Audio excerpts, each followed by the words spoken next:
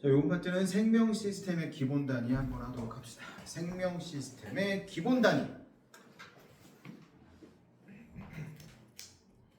일단 생명 시스템이니까 기본적으로 우리가 알아야 될 것들이 있는데 생명이라는 게 뭔지부터 정의하고 넘어갑시다. 생명체. 이거 이제 생명과학에서 다루는 이야기이긴 한데 생명체가 되려면 여러 가지 조건이 있거든요. 첫 번째 조건이 뭐냐면 세포로 구성돼야 된다. 이게 첫 번째 조건이에요. 다른 것도 되게 많이 있어요. 두 번째는 스스로 물질 대사를 해야 된다는 거. 세 번째는 자극과 반응, 자극에 반응을 해야 된다. 네 번째는 유전, 진화, 여러 가지가 있을 수 있어요. 근데 내가 다 써주진 않을 거고 중요하게 생각하는 거 이거 세포로 구성돼야 된다는 거. 그래서 생명체인 것 같지만 생명체가 아닌 거 우리가 오해하고 있는 것 중에서 바이러스하고 박테리아가 있습니다.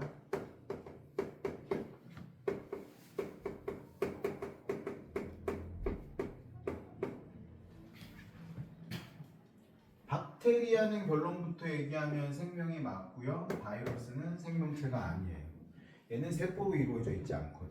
바이러스 많이 들어봤죠? 코로나 바이러스라든지 이런 거. 바이러스는 어떻게 생겼냐면 단백질 껍질 안에 핵산이 들어있어. 핵산이라는 건 DNA나 RNA를 핵산이라고 하잖아, 그죠? 이 안에 이런 핵산들이 들어있어. 근데 박테리아는 이거 우리말로 하면 세균이잖아. 얘들은 세포벽이 있는 애들도 있고 세포벽이 없는 애들도 있고 어쨌든 세포로 이루어져 있고 원시적인 핵이 있어. 그래서 얘들도 이런 식으로 이 안에 핵산이 들어있습니다.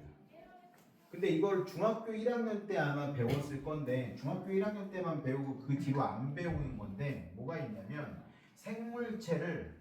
이 생명체를 5개의 개로 나누거든요. 요즘은 잘 쓰지 않아요. 중학교 1학년 때만 하고 고등학교 가면 다른 거를 배워. 2개, 6개 나눠지긴 하는데 이게 가장 기본이니까 이걸로 설명을 하는 거야. 일단 요거를 좀 알고 넘어가자. 원핵 생물계라는 게 있고요.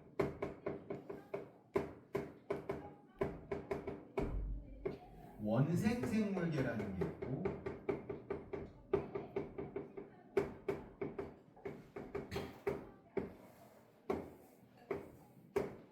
또 위에 3개가 나눠지는데 원핵 생물계하고 나머지 4개를 구분하는 기준은 뭐냐면 핵막의 유무야. 그러니까 이 위에 있는 애들은 핵이 막 안에 쌓여져 있는 거고 얘는 핵이라고 부를 만한 게 따로 없어. 그래서 원시적인 핵을 갖고 있다 이렇게 얘기하고 여기에 해당하는 애들이 세균들이야. 저 박테리아. 그리고 원생 생물하고 나머지 3개를 나누는 기준이 기관의 유무야. 얘는 기관이 발달해 있고 얘는 기관이 발달하지 않았고 그리고 사실은 얘네도 이렇게 나누긴 하는데 얘는 식물이야. 식물은 광합성을 할 수 있죠. 근데 움직일 수 없어. 근데 얘는 동물인데요. 쟤랑 반대로 움직일 수 있는데 광합성을 못해. 얘는 균계고요. 움직이지도 못하고 광합성도 못해. 그래서 이렇게 구분하기도 하고 균계를 이쪽으로 놓고 포자로 이루어져 있는지 그렇지 않은지로 구분하기도 해. 균계는 포자로 이루어져 있거든. 여기에 해당하는 애는 버섯과 곰팡이. 그리고 원생생물은 단세포인지 다세포인지로 나뉘거든요. 다세포에 해당하는 애들은 식물하고 비슷해. 그래서 광합성을 해. 미역, 다시마, 핵함, 김 이런 해조류들이 여기에 해당이 돼. 단세포인 애들은 동물하고 비슷한 형태를 띠어. 그러니까 광합성을 못하고 움직일 수 있는 애들. 아메바, 유글레나, 집신벌레 이런 애들이 여기에 속해. 유글레나라는 애는 이렇게 생긴 애거든. 요렇게 생겼는데 되게 신비한 존재야. 이거 절반으로 이렇게 자르잖아? 그럼 2마리 돼. 이거를 4분의 1로 자르면 4마리 돼. 어떤 학자가 이걸 8번 잘라봤대. 다 살았대. 어마어마한 생명력을 가지고 있는 거야. 우리를 만약에 자르면 죽겠지. 우린 그런 거 안 되잖아. 이런 기준이 있습니다. 이런 기준이 있다라는 거를 먼저 기억을 하고 넘어가도록 합시다. 이거 자체가 시험에 나오진 않지만 요거를 이제 필요로 하는 것들이 이제 등장을 할 거야. 문제를 풀다 보면. 자, 그래서 기본적으로 얘네들은 다 세포로 이루어져 있는 애들인 거야. 근데 아까 얘기한 것처럼 바이러스는 세포로 이루어져 있지 않다. 근데 바이러스도 또 3종류로 나뉘거든요. 그러면 바이러스는 생명체하고 다른 것도 있지만 생명체하고 비슷한 것도 있는데 물질 대사를 또 해, 바이러스는. 근데 이 물질 대사를 스스로 하지 못하고 다른 생명체 안에 들어가면 물질 대사를 할 수 있거든. 그래서 얘가 식물에 작용하는 바이러스가 있고 동물에 작용하는 바이러스가 있고 박테리아에만 작용하는 바이러스도 있어. 그걸 박테리오파지라고 하거든. 특별하게. 얘는 되게 소중한 애야. 이걸로 질병을 치료하기도 해. 예를 들어 폐렴을 걸리게 하는 세균이 있으면 그 세균에만 작용하는 박테리아를 막 쑤셔넣으면 폐렴이 나. 그래서 실제로 동구권에서 약이 이제 많이 부족하니까 그런 식으로 연구가 되게 많이 됐다고 해. 우리는 이런 거 안 해. 우리는 그냥 약 먹어. 항생제 먹으면 되잖아. 항바이러스제를 먹어야 되겠지? 바이러스니까. 자, 생명 시스템 들어갑시다. 그리고 이제 우리 중학교 때 배웠던 건데 동물과 식물의 구성 단계라고 168쪽 왼쪽에 나와 있네요. 동물과 식물의 구성 단계 비슷하죠. 일단 세포로 이루어져 있고 그 다음에 세포가 뭐가 돼요? 조직이 되고 조직이 기관이 되고 기관이 개체가 되는데 동물만 가지고 있는 단계가 있고 식물만 가지고 있는 단계가 있어요. 식물들은 기관이 되기 전에 뭐가 있냐면 조직계라는 게 있어. 조직계들이 모여서 기관이 되고요. 얘는 식물. 동물은 기관계라는 게 있죠. 기관에서 기관계를 거쳐서 개체가 됩니다. 기관계는 뭐 호흡계, 순환계, 뭐 배설계, 소화계 이런 것들이 있을 거고 식물의 조직계는 뭐 울타리 조직계, 뭐 관다발 조직계 뭐 이런 다양한 것들이 있는데 그게 디테일하게 나오지는 않을 거고요. 이런 게 있다 정도만 알고 있으면 될 것 같아. 자, 봅시다. 그러면 세포로 이루어져 있는데 세포는 중요한 게 각각의 세포 안에 있는 세포 소기관들이 있다라는 거지. 그래서 이 세포 소기관들이 어떤 일을 하는지가 중요하게 다뤄질 거예요. 이 단원에서는. 그래서 세포에 보면 동그라미 1번 이렇게 나와 있네요. 생명체를 구성하는 구조적인 단위, 유닛이라는 거고 생장 및 생식에 필요한 모든 현상이 일어나는 기능적인 단위이기도 하다. 여기다 밑줄 좀 쳐주세요. 구조적인 단위, 기능적인 단위. 이 단어가 중요합니다. 구조적인 단위이자 기능적인 단위이다. 우리 생각해보면 세포 이제 그림을 그려서 설명하면 되는데 생물학 그림 그리는 게 제일 힘든데 너무 복잡해. 대충 그릴게요. 이렇게 서 있는 것처럼 그리지 않고 이렇게 그릴 거야. 아, 이렇게 그리면 안 돼 사실은. 식물세포 그리려는 거였는데 식물세포는 다 빗져야 돼. 이렇게 그리도록 하겠습니다.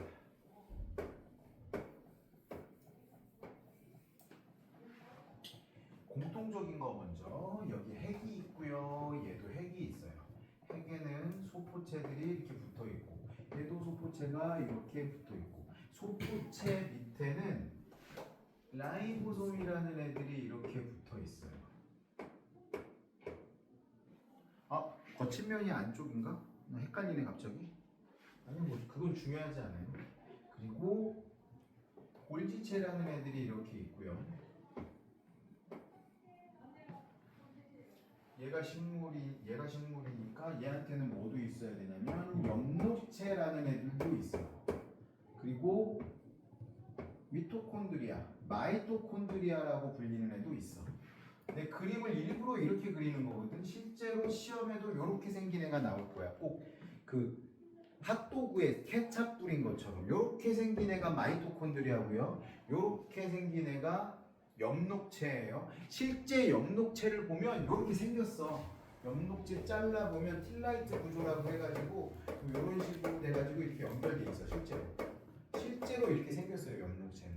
마이토콘드리아도 까보면 외피 내피 해가지고 이중막으로 되어 있거든. 그래서 이렇게 그립니다. 그래서 이 그린 생김새를 좀 기억을 해주세요.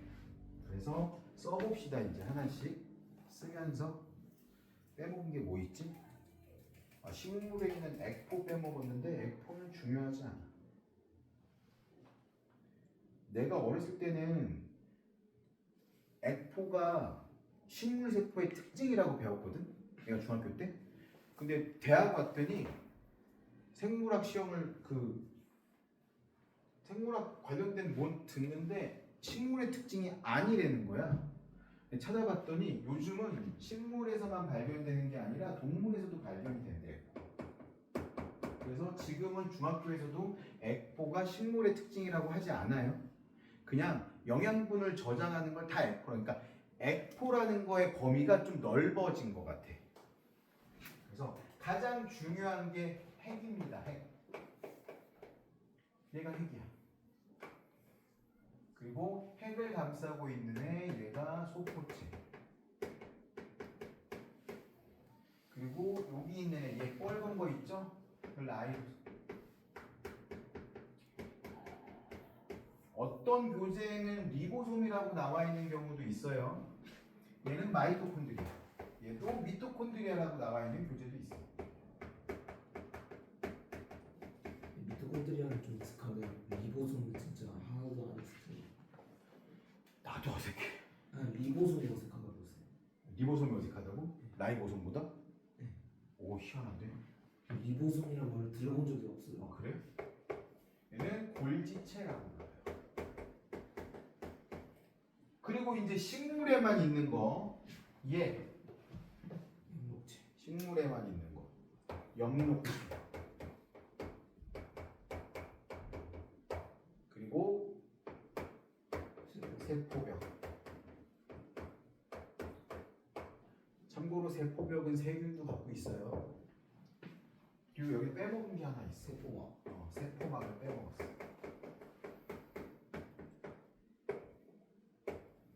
이 안에 있는 게 세포막이겠죠, 당연히. 핵 안에는 뭐가 들어있냐면 핵산이 들어있겠죠. 이거 배웠죠, 중학교 3학년 때. 세포 분열하기 전에는 이렇게 실처럼 늘어져 있고 세포 분열할 때는 X 모양으로 바뀌어가지고 분할되는 거. 자, 핵에는 유전 저장 물질인 DNA가 들어있어. 핵산이라고 얘기했는데 핵에 들어있는 건 DNA고요. DNA하고 RNA는 니네 시험 범위였니 중간 때? 약간 나오는데 뒤에 또 있잖아요. DNA는 디옥시라이보스가 단으로 있기 때문에 이름이 DNA라고 불리고요. 생명체에 필요한 모든 정보들을 저장하는 기능을 하는 거죠, 핵은.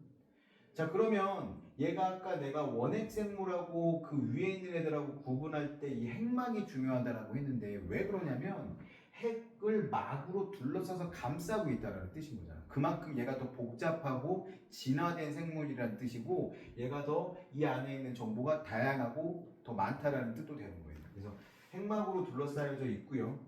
소포체라는 게 감싸고 있어 핵을. 그리고 소포체 위에 이런 라이보솜이라는 애들이 뭐 리보솜이라고 불러도 상관은 없어. 박혀 있는 상태고 여기도 라이보솜 있어요. 저기에만 있는 거 아니고. 그리고 마이토콘드리아가 있고 골지체가 있는데 마이토콘드리아가 하는 일은 에너지를 만드는 일이야. 그래서 우리가 무언가 섭취를 하면 우리 몸에 있는 그 순환계를 통해서 우리가 호흡계로 들이마신 산소하고 소화계에서 흡수한 영양분을 각각의 세포에 나눠주면 그걸 가지고 마이토콘드리아가 에너지를 만들어내는데 얘가 만들어내는 에너지의 3분의 2는 우리 체온을 유지하는 데 쓰여요. 3분의 2는. 3분의 1은 어떻게 사용이 되냐면 생체 배터리가 있어 우리 몸 안에. 그걸로 저장이 돼. 그 내용도 나중에 한번 보도록 합시다. 그러면 하나씩 볼게요. 핵. 유전 정보가 저장된 물질인 DNA가 들어있고 생명 활동을 조절한다. 세포질. 세포질은 요 이제 안쪽 공간을 이야기하는 거고요. 세포 소기관이 있는 곳으로 다양한 생명 활동이 일어난다. 라이보솜. 작은 알갱이 모양으로 거기다 밑줄 좀 쳐줄게요. 유전 정보에 따라 단백질을 합성. 라이보솜. 그리고 소포체. 라이보솜에서 합성한 단백질을 골지체나 세포의 다른 부분으로 운반. 다른 부분으로 운반만 밑줄 쳐주세요. 소포체는. 골지체. 소포체에서 운반된 단백질을 변형하고 분비하는 데 관여. 분비하는 데 관여에 밑줄 쳐주시고요. 그 다음에 마이토콘드리아. 세포의 생명활동에 필요한 에너지를 생산한다. 엽록체. 이 교재에는 액포가 동물세포와 식물세포의 차이점으로 나와 있기는 한데 보면 동물세포에도 없거나 작음이라고 되어 있기는 하죠. 그러니까 식물세포에만 있는 거 그랬는데 액포 동그라미 치면 안 됩니다. 이제는. 엽록체는 포도당을 합성하는 거죠. 광합성 밑줄 쳐주시고요. 액포 영양분, 색소 이런 거를 저장하는 데 관여를 합니다. 그리고 삼투압 유지에도 관여를 해요. 되게 중요한 역할을 해요. 우리가 식물을 먹었을 때 그 식물의 그 맛은 사실은 액포 때문에 느낄 수 있는 거라고 볼 수 있겠죠. 그다음에 세포벽. 형태를 유지하고 세포를 보호 밑줄 쳐주시는데 세포벽은 뭘로 이루어져 있냐면 셀룰로스로 이루어져 있어요. 그래서 우리가 예를 들어서 그 요즘에도 그거 파나 모르겠는데 슈퍼에 그 편의점에 가면 미에로 파이바라고 요즘에도 파는 것 같아. 그죠? 파이바가 얘야. 그 뭐라고 그러지 우리말로? 섬유질.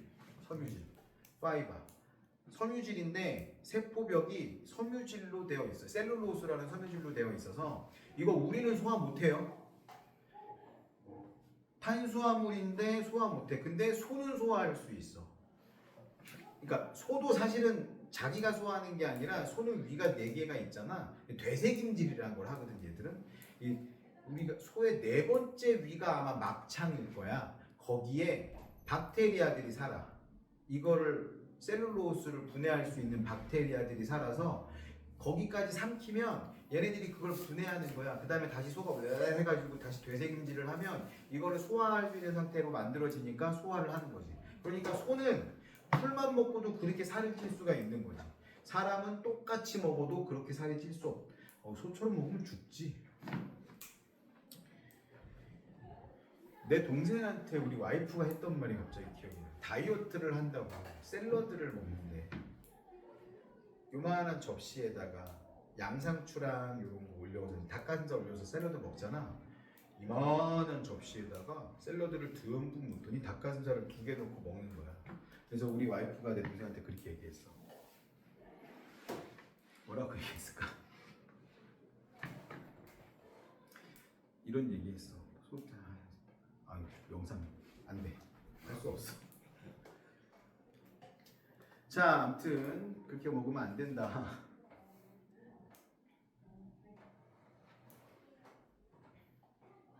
그래서 세포벽도 되게 중요하다. 동물세포에는 세포벽이 없으니까요. 그 왜 그러냐면 결국은 식물은 움직일 수 없잖아. 움직일 수 없다라는 얘기는 한 곳에서 자리를 잡고 있어야 되니까 세포끼리의 그런 단일한 그런 대우가 필요한 거지. 동물은 저렇게 되면 안 되는 거잖아. 사방으로 움직일 수 있어야 되는 거니까 이런 세포벽이 있으면 또 안 되는 거고요. 우리 아이가 뭐라 그랬냐면 내 동생한테 코끼리가 고기 먹고 살찌는 거 아니야. 그렇게 얘기했어. 한참 웃었었는데. 자, 이 세포막에 좀 중점을 두고 먼저 공부를 한번 해보도록 합시다. 세포막.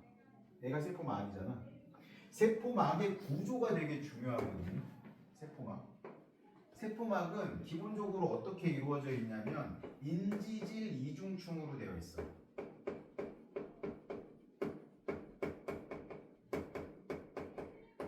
요 단어 자체를 좀 기억을 해주세요. 인지질 이중층. 요 오른쪽에 보면 그 168쪽 제일 밑에 나와 있는데 세포막은 인지질과 단백질로 이루어져 있고 인지질은 이중층이다. 인지질이 이렇게 생긴 애들이 인지질이거든.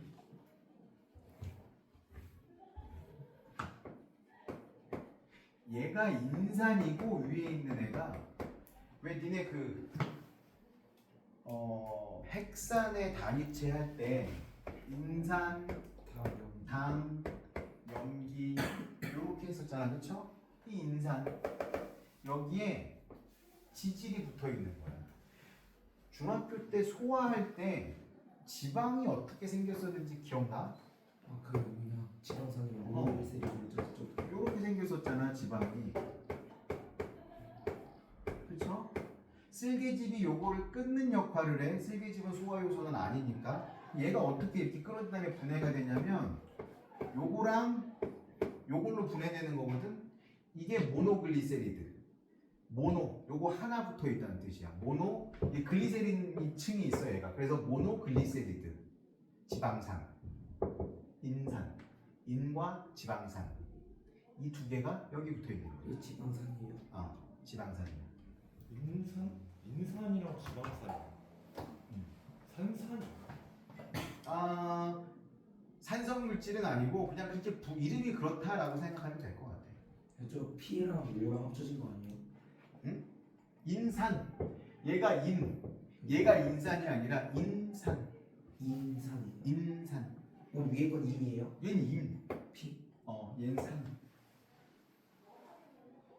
얘의 정확한 정확히 P는 아니고 뭐라 그러지? 복합체인데 정확한 복합체 나도 기억이 안 나요. 내가 기억이 안 나면 시험에 안 나오는 거야. 생명에서도 안 나오거든요. 자, 그래서 이런 식으로 생겨 있는데 얘네들이 이렇게 보면 내가 지금 연결 안 해놨잖아. 그치? 그럼 실제로도 얘는 연결 안 돼 있는 대로 이렇게 되어 있는 거예요. 그리고 중간중간에 단백질이 이렇게 박혀 있어. 이 단백질도 연결이 안 돼 있거든요. 아니지. 얘를 인산이라고 하지. 내가 헷갈렸다. 인산과 지질, 인지질이니까. 그래서 인산, 지질 이렇게 하는 거 같고. 저 지질이 그 지방산인 거 맞죠? 이거 지방산인 건 맞아. 얘가 자체가 인산이야. 헷갈렸어. 이런 식으로 되어 있는데 지금 연결이 안 돼 있거든요, 다. 그러니까 얘는 뭐냐면 유동성이 있다라는 거야. 유동성이 있다라는 거고, 요렇게 박혀 있는 애들도 있고 이 위에만 박혀 있는 단백질들도 있어. 얘는 기능이 틀려. 기능이 틀리는데 인지질 이중층을 통해서 들어오고 나가는 물질들이 어디를 통해서 들어오고 나가는지가 이제 결정이 되는 건데, 곰곰이 보면 왜 이런 구조를 되어 있을지로 한번 생각을 해보면 이 인산은 친수성이야. 친수성이라는 건 물하고 친하다는 뜻이겠죠.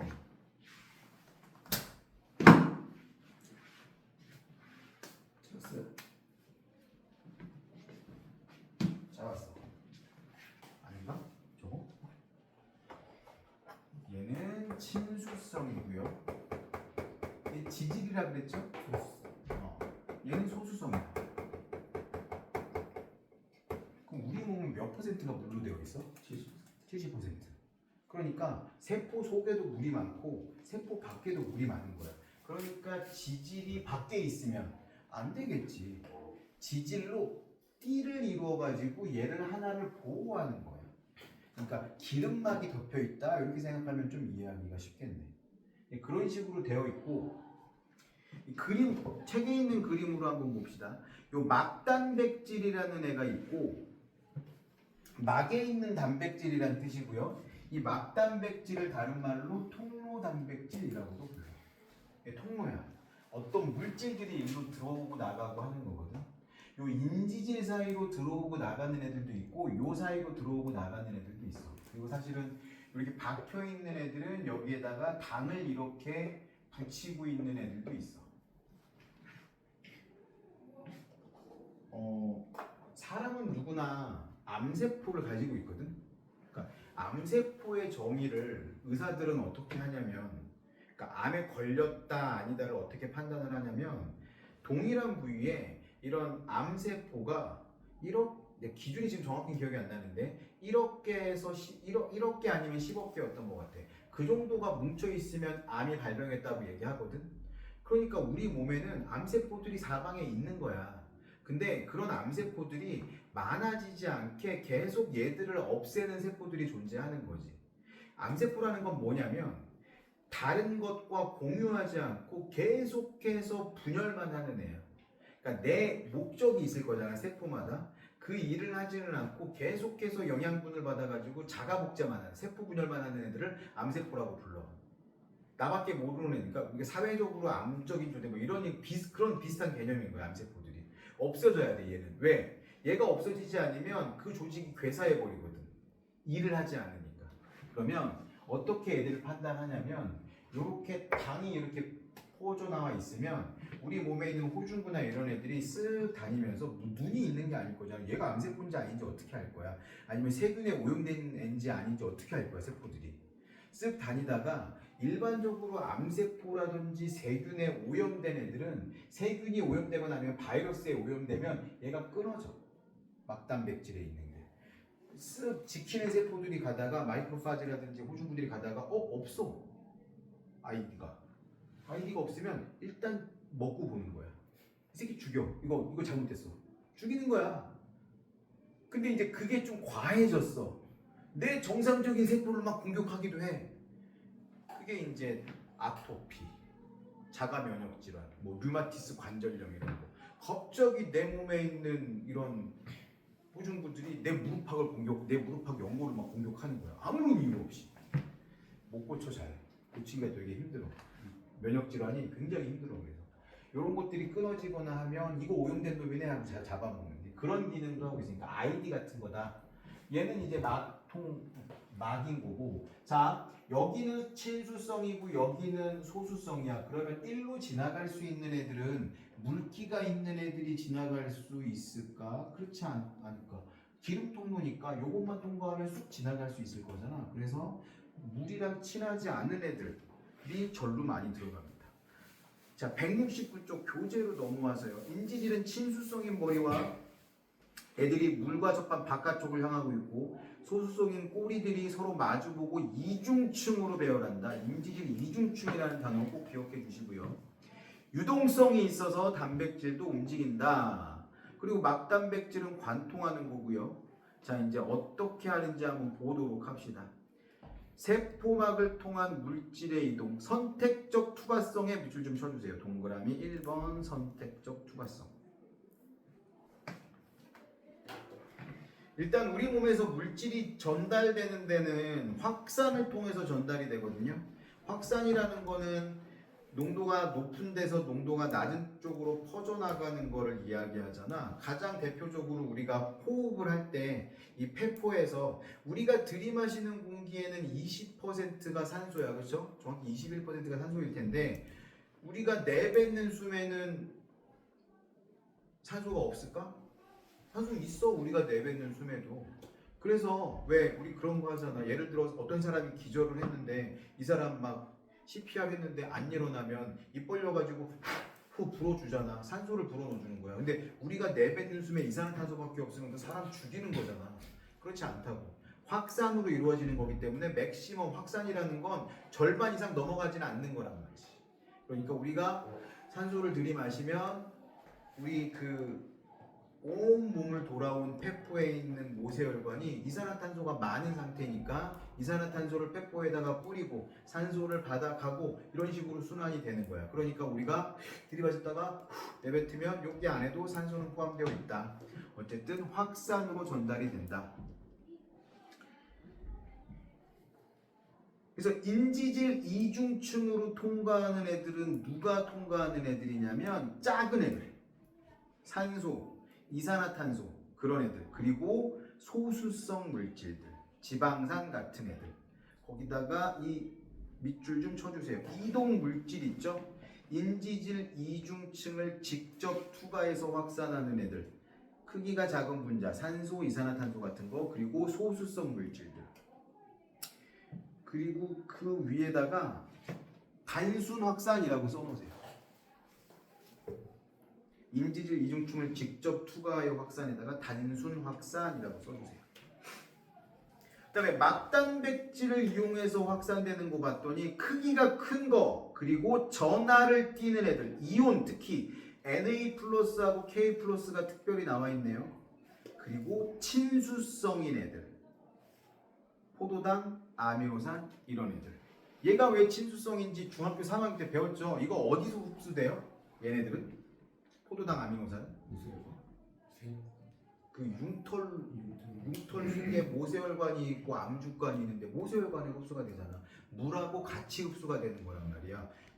물하고 친하니까 물하고 같이 흡수가 되는 거겠지. 얘네들은 어디로? 막단백질을 통해서 이동을 합니다. 그리고 이온들도.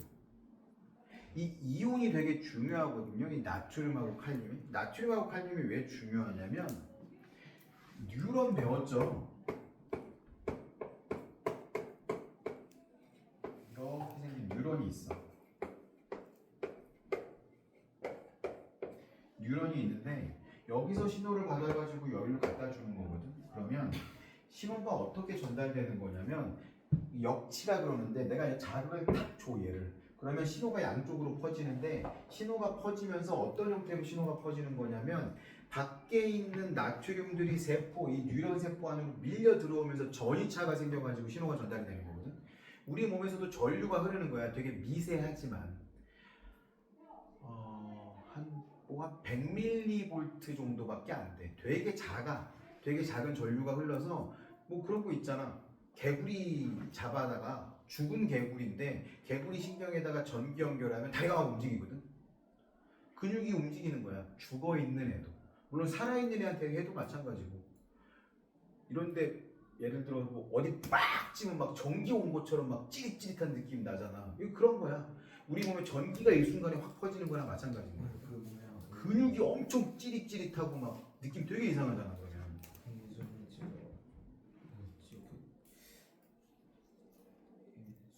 독감 걸려갖고 수행 마셔야 되잖아요. 근데 예전엔 괜찮은데 어느 날에 가보니까 혈관이 안 보인다는 거예요. 여기 안 보인다 해서 여기 잘못 찌르고 여기 잘못 찌르고 해갖고 여기 혈관 보이는데 여기로 해가지고 했는데 찌르자마자 전기가 굉장히 나 싫어 그 느낌. 저 그래서 이 나트륨하고 칼륨 이제 이 뭐냐 이 뉴런 안에는 칼륨 이온들이 많이 들어있고 이 뉴런 바깥에는 나트륨 이온들이 많이 들어있거든. 얘네들이 왔다 갔다 하면서 전이차가 생겨가지고 신호가 전달이 되는 거야. 그러니까 되게 빠르게 전달되긴 하는데 그래서 이 나트륨하고 칼륨이 이동을 할 때 여기를 통한다. 이런 막단백질. 그러니까 얘는 이제 신경세포라고 하면 신경세포의 바깥쪽 벽인 거야. 나트륨 이온들이 일로 들어오고 칼륨 이온들이 나가고. 근데 물론 달라. 나트륨 이온이 들어오는 통로하고 칼륨 이온이 나가는 통로가 달라. 나트륨 통로가 있고 칼륨 통로가 있거든. 그래서 얘네들은 그 위에다가 막단백질을 이용한 확산에는 촉진 확산이라고 적어주세요. 지금 여기는 표가 없는데 그래프를 내가 비슷하게 하나 그려줄게요. 이 단순 확산하고 촉진 확산이 어떻게 다른지. 단순 확산은 확산되는 거는 농도가 높은 데서 적은 데로 가는 거라 그랬잖아. 천천히 흘러가고요. 그리고 이 뭐야? 촉진 확산은 이렇게 더 빨리 지나간다. 그러니까 이렇게 생각하면 좋을 것 같아. 재작년인가? 지금 우리 학교는이라는 그런 드라마 봤어? 좀비 드라마? 안 보진 봤어? 않았는데 얘기 들어봤어. 아무튼 학교에 좀비가 나왔어. 그럼 도망가야 될 건데 니네 학교에 좀비가 나고 니네가 막 도망갈 건데 야 담이 있어갖고 담으로 넘어가는 애들도 있을 거고 교문이 열려 있으면 교문으로 도망가는 애들도 있을 거잖아. 어떤 애들이 더 빨리 나가겠어? 교문으로 더 많은 애들이 나가겠지, 그치? 면적담 물론 담이 더 기니까 더 많은 애들이 넘어 나가긴 하겠지만 교문으로 단위 시간 동안 더 많이 나갈 거잖아. 그러니까 그런 거라고 생각하면 돼. 막단백질은 통로니까 통로로 훨씬 더 많이 빠져나간다. 근데 왜 이렇게 꺾어지냐면 확산이라는 게 밖에 하고 안에 하고 같아지려고 하면 할 수, 그러니까 분포차가 줄어들면 줄어들수록 속도는 줄어드는 거니까. 어쨌든 단순 확산보다는 이 촉진 확산이 훨씬 더 빨리 일어난다. 자, 이건 확산이었고요. 확산은 스스로 이동하는 물리 현상이야. 그러니까 에너지가 사용되지 않아. 이거 되게 중요한 포인트입니다. 세포막을 통해서 물질이 이동할 때는 확산이 일어나는데 확산은 분자가 스스로 운동하는 거기 때문에 에너지가 사용되지 않는다라는 거. 근데 우리 몸 안에서는 확산만 일어나는 게 아니라 삼투라는 현상도 일어나. 삼투의 가장 대표적인 거 니네 탕에서 너무 오래 있으면 손이 되게 쭈글쭈글해지잖아. 그렇죠? 이거 어떻게 된 거냐면 그 목욕탕 물이 니네 몸 안으로 들어온 거야. 왜 그러냐면 우리 몸은 짜고 목욕탕 물은 싱거우니까. 그래서 그림 한번 보시면 농도가 낮은 용액하고 농도가 높은 용액이 있어. 그 안에 이제 반투과성 막이 있어. 셀로판지 같은 걸로 이렇게 막혀 있다고 한번 가정을 해봅시다. 그러면 원래는 이렇게 돼야 되거든. 확산이 돼야 되니까 기본적으로 내가 이렇게 U자관이 있는데 여기에 아무런 막이 없어. 물이 이렇게 차 있었는데 여기에다만 설탕을 막 넣어. 그럼 어떻게 되겠어? 시간이 흐르면 여기 있던 설탕 입자들이 자연스럽게 이쪽으로 확산이 되겠지. 그쵸? 그래가지고 거의 비슷해질 거란 말이지. 근데 여기에는 조금밖에 없어. 그러면 계속 이동할 거야. 어느 정도 비슷해질 때까지. 근데 여기에 조금밖에 없고 여기는 되게 많은데 여기에 반투과성 막이 있어. 반투과성 막이라는 건 이 입자가 통과하지 못할 정도로 구멍이 작은 애들. 물은 통과할 수 있는데 입자들은 통과하지 못하는 정도. 그러면 어떤 일이 벌어지냐면 농도를 맞춰줘야 되는데 불안한 거야. 농도가 맞춰지지 않으니까 여기 있는 물이 되레 이동을 합니다. 그래서 여기는 물이 줄어들고 여기는 물이 늘어나. 그러면 상대적으로 농도가 어느 정도는 맞춰지는 거지. 요거에 의해서 생기는 압력을 뭐라고 하냐면 삼투압이라고 합니다.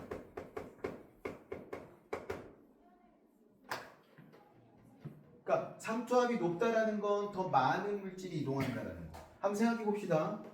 땀이 났는데 내가 물티슈로 땀을 닦는 게 땀이 빨리 닦이겠어? 마른 수건으로 닦는 게 빨리 닦이겠어? 마른 수건으로 닦아야지 빨리 닦이겠지. 마른 수건은 바짝 말라 있는 거니까 되는 순간 물이 빨려 들어가는데 물수건은 이거 안 닦이잖아. 얘가 물이 더 많으니까. 되레 얼굴에 물이 묻을 수도 있겠지. 삼투가 일어나지 않는다는 거지. 삼투라는 거 이것도 마찬가지로 에너지는 사용되지 않습니다. 이것도 물리적인 현상인 거야. 삼투도 둘 다 똑같아. 확산도 분자가 스스로 운동하는 거기 때문에 에너지가 사용되지 않고 삼투도 에너지가 사용되지 않는데 가장 큰 차이점은 뭐냐면 확산은 입자가 움직이는 거고 농도를 맞추기 위해서 삼투는 농도를 맞추기 위해서 입자가 못 움직이니까 뭐가 움직이는 거야? 물이 움직이는 거야. 확산에 대한 종류라고 써져 있는데 이건 맞아요? 나? 삼투에 확산에 대한 종류라고 써져 있는데 이건 맞아요? 그치. 에너지가 사용되지 않으니까 에너지 사용 안 하고 물질이 움직이는 확산이에요. 그걸 확산이라고 해요. 그러니까 결국은 농도를 맞추기 위해서 입자가 움직여야 되는데 입자가 못 움직이니까 역으로 물을 끌어당긴다라고 생각하면 되겠지. 농도를 맞추기 위해서. 한 장 넘겨보시면 세포하고 상투가 나오는데 이거 되게 시험에 자주 나오는 토픽입니다. 이거 봅시다. 두 가지의 세포가 나와 있죠. 식물 세포하고 동물 세포가 있는데 상투 현상이 일어나. 내가 이걸 어떻게 표현하냐면 일단 첫 번째 뭐라고 써 있냐면 세포 암보다 낮은 농도의 용액이거든요. 그거를 여기 왼쪽에 써 있네. 저장액, 등장액, 고장액이라고 써 있죠. 세포 암보다 낮은 용도의 용액 그 위에다 그냥 써놔. 저장액이라고. 첫 번째 7번에다가 저장액.